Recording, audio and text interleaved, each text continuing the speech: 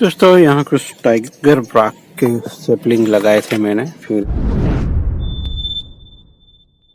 उसको crazy bend कर दिया था। कई सारे डाईबैक भी हुए, अभी 2 बचे हैं, तो उनको मैं आज रिपोर्टिंग कर दूंगा दोस्तों।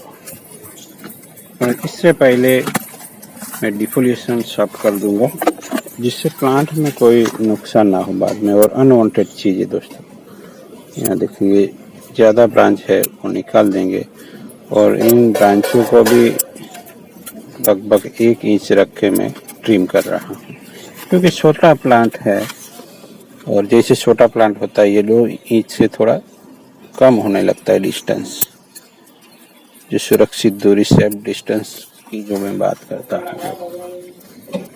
तो इस तरीके से हम ब्रांच सिलेक्ट कर लेते हैं और बाद में इस प्लांट को हमें रिपोर्ट कर देना है। प्लांट को रिपोर्ट करने से बड़ी रूट्स निकल जाती है प्लांट्स में से, या निकाल दी जाती है, और प्लांट फाइबरस रूट पे धीरे धीरे आने लगता है। अगर हम रिपोर्टिंग ज़्यादा वक्त तक नहीं करते तो फिर बड़े रूट पे आ जाता है प्लांट, तो छोटा रूट रहता नहीं और फिर सर्वाइवल मोड में चला जाता है रिपोर्टिंग में। वो बचेगा या नहीं, ऐसा कुछ हो जाता है इसके साथ। और आपका मैच्योर प्लांट भी अगर बहुत ज़्यादा टाइम तक ऐसे ही बना रहे पोट में, तो रूट में सड़न आने लगती है, फंगस वगैरह का अटैक होने भी लगता है। तो 2-3 सालों में तो करना ही करना है। 1 साल आप स्किप कर सकते हैं किसी स्पीशीज को। जूनिपर वगैरह है तो आप 2 साल के बाद भी, 3 साल के बाद भी रिपोर्टिंग कर सकते हैं, बट रिपोर्टिंग करना है। चाहे वो बोनसाई प्लांट हो या नॉर्मल प्लांट्स को भी आप रिपोर्टिंग कर सकते हैं दोस्तों, क्योंकि रूट की वजह से सब ब्लॉक हो जाता है।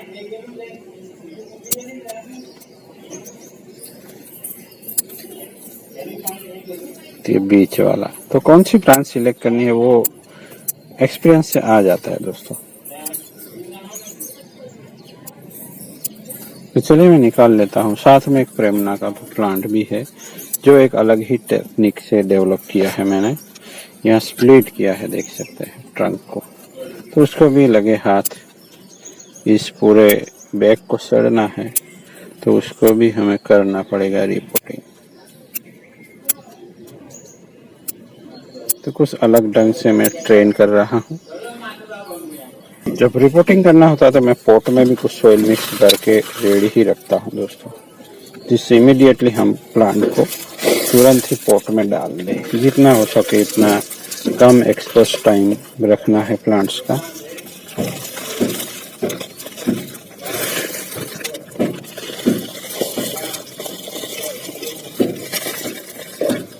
चलिए रूट तो अच्छा है, निकल आएगा प्लांट।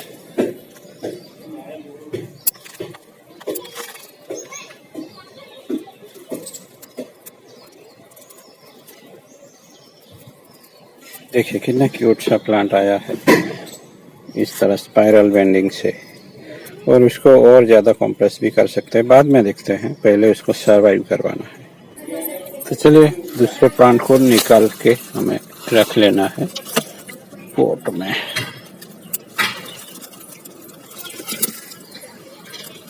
ज़्यादा डिस्टर्ब भी ना करे तो भी चलता है।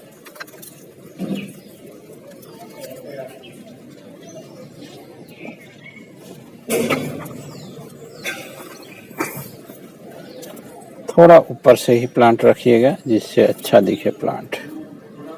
बाद में देखते हैं प्लांट्स को। अब बारी है प्रेमना की। तो ये है पहला प्लांट, देख लीजिए, जल्दी से स्टेबल हो जाना चाहिए, बहुत ही बढ़िया निकल के आना चाहिए। ये दिखाता हूँ मैं। दूसरा प्लांट है ये हमारा, देखिए इसके कर्वेचर देखिए, बहुत ही अलग तरीके से है। और यहाँ में ब्रांच प्लेसमेंट करके इसको सही करेंगे तब ये सही दिखेगा, बट अभी उसको सड़ना नहीं है। प्रेमना देखते हैं। तो ये है प्रेमना दोस्तों, बहुत ही डिफरेंट। 2 साल पहले मैंने कुछ कटिंग लगाए थे टाइगर ब्राक के, और उन्हीं में से ये कुछ सरवाइव करवा पाया हूँ। हमने रिपोर्ट किया था, आप लोगों ने देखा। तो अब उसके आगे क्या करना है दोस्तों।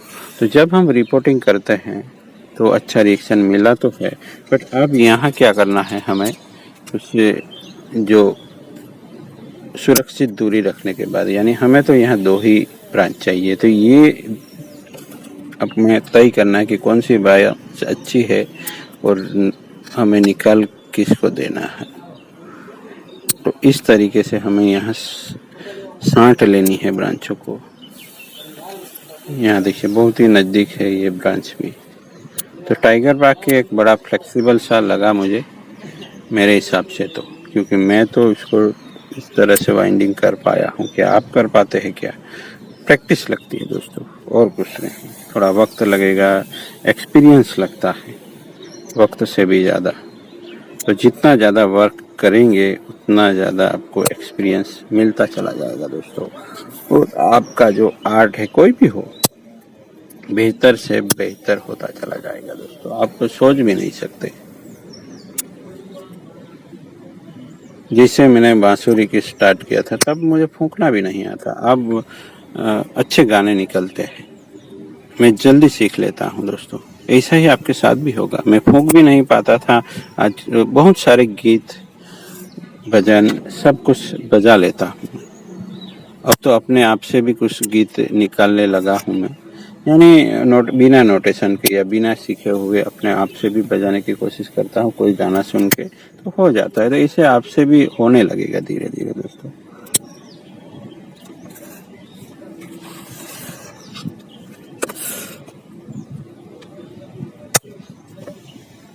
तो आजकल दोस्तों कंटेंट अवेलेबल है, पहले कंटेंट अवेलेबल नहीं था, इसलिए गुरु शिष्य का जो चलन था वो था।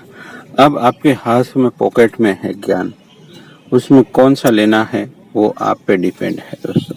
तो आपको कोई जंगल में जाके गुरु शिष्य की परंपरा नहीं निभानी है, आप सीख सकते हैं दोस्तों, बोले कौन सा भी ज्ञान हो। जैसे मैंने बांसुरी सीखी है, तो आपको जो लगे उसको गुरु भी मान सकते हैं, आप ऐसे ही भी सीख सकते हैं। ऐसा है नहीं कि आपको पर्सनली कोई एडवाइस करे, और मिलता भी है तो अच्छा है। अगर नहीं मिल रहा है, आपके पास कंटेंट अवेलेबल रहता है, तो आप उससे देख के सीख सकते हैं दोस्तों।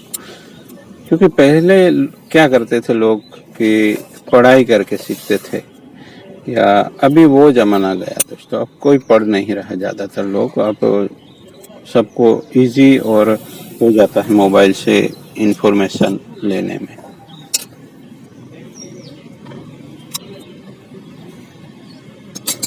तो मोबाइल का इस्तेमाल करते रहिए और सही मायने में कीजिए दोस्तों, यहीं से सब कुछ सीखने को मिल जाता है। मेरा जनरल नॉलेज का बेसिक क्लियर नहीं था,